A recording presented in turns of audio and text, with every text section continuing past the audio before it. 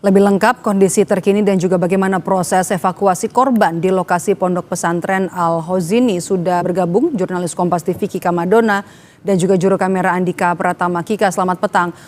Bagaimana kemudian update pencarian korban sampai dengan petang ini? Nggak ada ya. Ya, Maida dan juga saudara, jadi informasi terbaru yang juga kemudian tadi baru saja disampaikan sekitar pukul 3 sore, jumlah korban yang telah berhasil dievakuasi namun dalam kondisi meninggal dunia ada 5 orang dan saat ini sedang dalam masa atau proses identifikasi terkait dengan identitas dari masing-masing korban tersebut.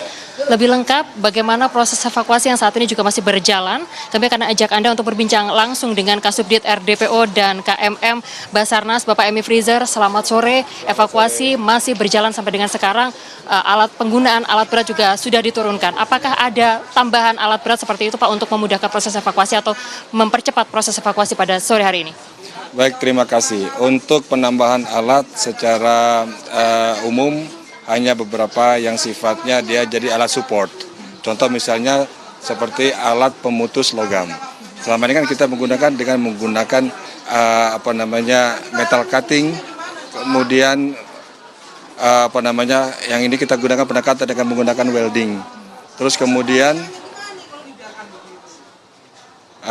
untuk proses penambahan peralatan, ada penambahan peralatan kren dari PT Eka Cipta, semalam sudah bergabung dengan kita untuk menawarkan tambahan peralatan dan juga personil. Termasuk juga dari PT Hilti Indonesia untuk alat-alat puncher dan alat-alat cutting metal, itu juga sudah tiba, sudah bergabung. Kemudian dalam kesempatan ini kami ingin juga menyampaikan bahwa ucapan terima kasih kepada tim Emergency Response Group dari PT Aman yang tadi siang sudah selesai masa tugasnya sesuai dengan surat perintah dan mereka sudah dalam proses kembali ke satuan. Kita doakan semoga mereka selamat sampai di rumah dan terima kasih atas bantuannya dalam pelaksanaan operasi pencarian dan pertolongan akibat runtuhnya gedung di lokasi ini. Sejumlah peralatan baru ini juga kemudian sudah ditambahkan seperti itu. Kalau untuk personil, apakah juga akan ada tambahan personil baru Pak yang nanti juga akan dikerahkan? Karena mengingat tadi yang juga kemudian disampaikan untuk proses evakuasi ini dilakukan tidak hanya dengan menggunakan alat berat, tetapi juga kemudian dilakukan dengan proses manual seperti itu Pak. Ya baik, jadi ada dua metode pendekatan khusus untuk daerah-daerah yang sudah tersektorisasi, artinya korbannya sudah kita ketahui, itu ada di sebelah kiri. Ya, itu ada di posisi yang ada di sektor 2, sektor 3 dan sektor 4 di situ. Kemudian untuk posisi alat berat hanya bergerak di daerah utara, daerah jauh yang tadi. Ya, oke. Pak, tadi ada 5 orang korban yang saat ini sudah ditemukan, namun dalam kondisi meninggal dunia. Sebetulnya kalau dilihat atau dipetakan dari lokasi kejadian, korban paling banyak ditemukan di titik mana? Yang di daerah yang sudah di sektor, yang sudah kita sektorisasi, yang sudah kita sektor di A2, A3 dan A4. Lokasi apa itu Pak? Lokasi sudah kita sektorisasi kembali kalau kita lihat di sketnya kita.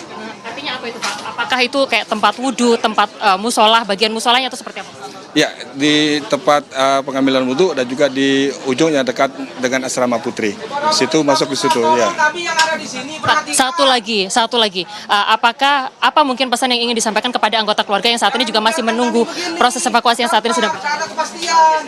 Aku nggak konsen jadi. Oke. Jadi gimana terakhirnya?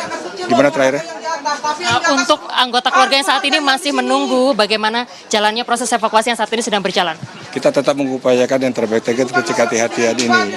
Jadi kita tetap berusaha memaksimalkan upaya yang kita lakukan demikian. Terima kasih untuk waktunya bersama kami di Kompas TV, Bapak Emi Freezer. Seperti yang tadi juga kemudian sudah disampaikan, proses evakuasi juga masih berjalan, Maidop dan juga saudara. Dan hari ini proses evakuasi dilakukan baik itu menggunakan 5 kren atau alat berat yang saat ini sedang difungsikan. Sejumlah peralatan tambahan juga sudah diaktifkan seperti itu untuk mempermudah dan juga mempercepat proses evakuasi yang sedang berjalan. Tidak hanya menggunakan sejumlah peralatan tersebut, tetapi juga proses evakuasi ini dilakukan secara manual untuk mempercepat proses evakuasi yang saat ini sedang berjalan. Sementara itu, saudara, kalau kita melihat dari data dari hari pertama sampai dengan hari ini, total jumlah korban meninggal dunia yang juga kemudian sudah terevakuasi dan juga sebagian sedang menanti proses evakuasi, yaitu sebanyak 10 orang.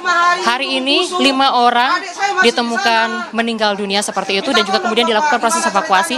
Sementara untuk korban yang saat ini masih dalam proses pencarian, yaitu sebanyak 53 orang. Kita harapkan proses evakuasi ini bisa berjalan dengan lancar dan juga bisa cepat seperti itu, sehingga anggota keluarga hingga saat ini juga masih menantikan ini bisa segera mendapatkan kepastian. Demikian, Maido, kembali kepada Anda. Kika Madona, jurnalis Kompas TV, dan juga juru kamera Andika Pratama melaporkan langsung dari Sidoarjo, Jawa Timur. Terima kasih, Kika.